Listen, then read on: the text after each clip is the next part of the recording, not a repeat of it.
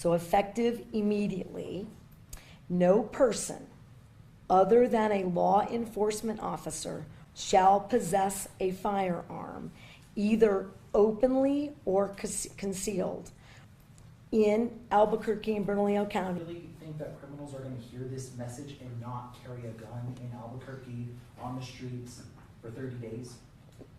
No. 1 week later. Since the week I declared an emergency, we've seen 296 shots fired in Albuquerque and Bernalillo County. Violent crime moved through the city that resulted in a gun injury, 2 car hijackings, and a kidnapping with suspects not yet in custody. Great success.